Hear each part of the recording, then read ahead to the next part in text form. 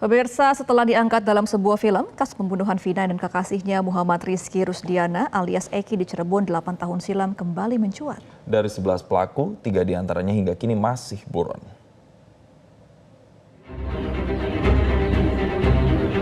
Selama 8 tahun, keluarga Vina menanti agar 3 orang pelaku yang masih buron bisa segera ditangkap. Kini, 7 dari 8 pelaku lainnya tengah menjalani vonis seumur hidup sementara 1 pelaku telah bebas usai menjalani hukuman 8 tahun penjara. Kasus Vina kembali mencuat setelah kisahnya diangkat kembali ke layar lebar. Namun kakak Vina, Marliana, mengaku saat proses syuting, keluarga Vina sempat didatangi oleh seseorang dan meminta syuting untuk dihentikan.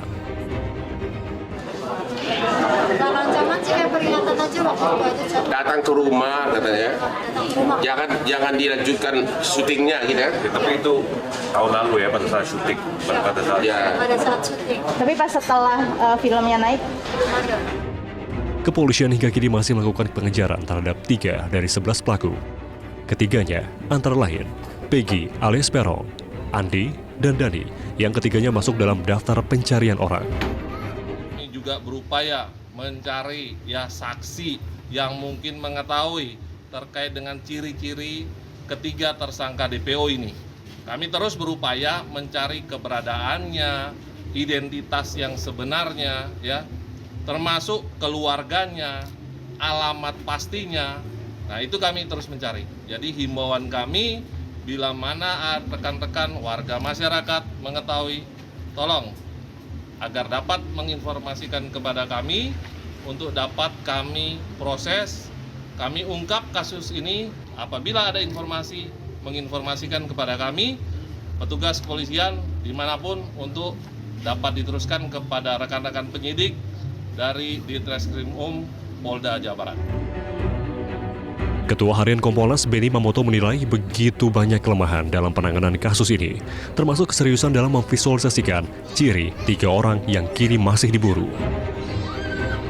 Kami melihat dari penanganan awal itulah yang menurut kami ada hal-hal yang belum optimal dilakukan. Sebagai contoh, sampai saat ini kan DPO tidak menampilkan foto, hanya identitas, ciri-ciri fisik, dan sebagainya. Nah, menurut kami ketika saksi-saksi itu menjelaskan ciri-ciri dari 3 orang itu, kenapa tidak dibikin sketsa wajah?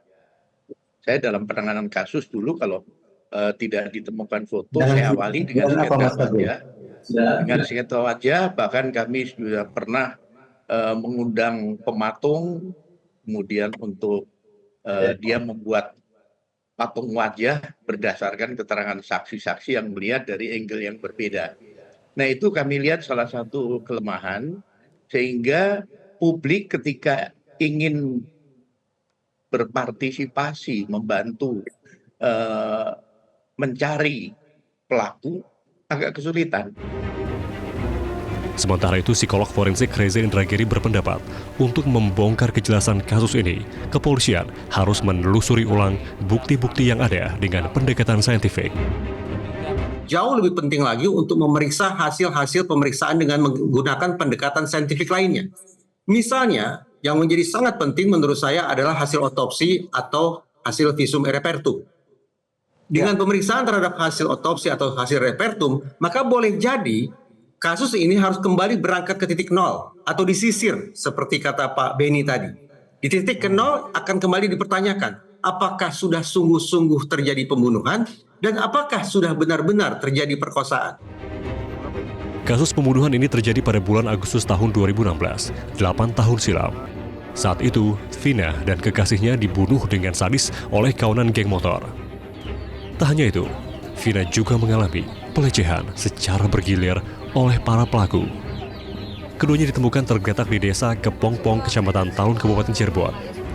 Pihak keluarga menaruh harapan besar agar kepolisian dapat segera meringkus 3 pelaku yang masih buron. Tim Liputan Metro TV. Jelajahi cara baru mendapatkan informasi. Download Metro TV Extend sekarang.